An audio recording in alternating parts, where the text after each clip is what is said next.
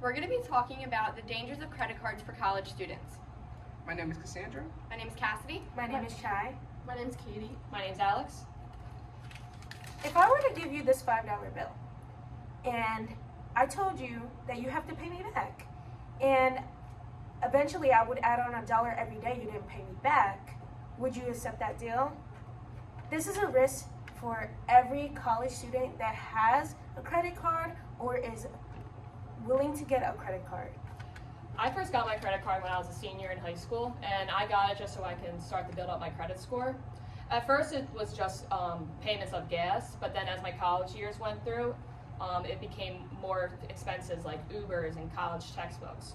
So what first started out as just like a $40 a month payment turned into almost a $500 one. So Alice Gibbs from Newsweek says from a survey of about 1,000 Americans, about 68% has credit card debt. Our goal is not to deter you from getting a credit card, but instead inform you of the risks that come along with it.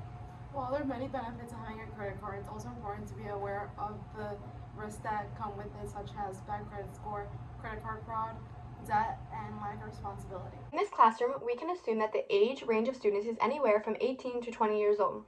Age requirements and responsibility is something that can be a huge aspect when it comes to the dangers of credit cards. According to Amanda White at CVS Select, the lowest and least common age requirement for very specific credit cards can be 13, but the most common and higher age requirement is 18 to 20. This is where responsibility comes into play, as this is right around prime time for college students.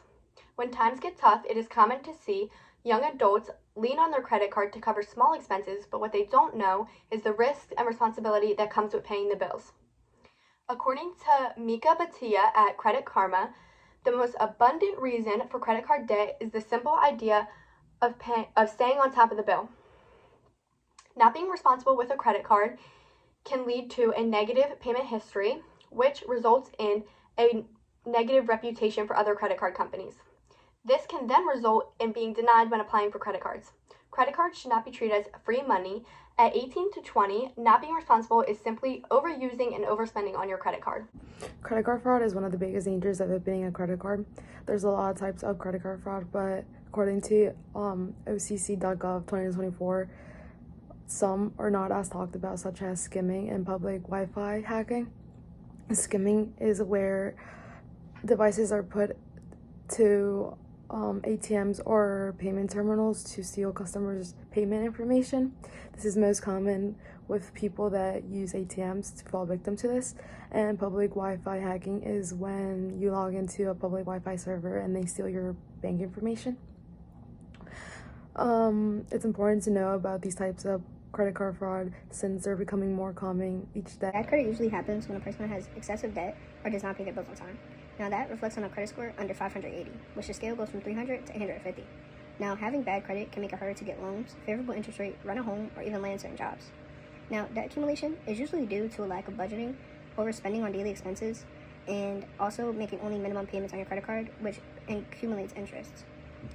Also, having a high debt to credit ratio can make it harder to pay off certain balances and lower your credit score. Now, to get out of growing credit card debt, you can set up automatic payments or reminders via email or text so you can never miss a payment.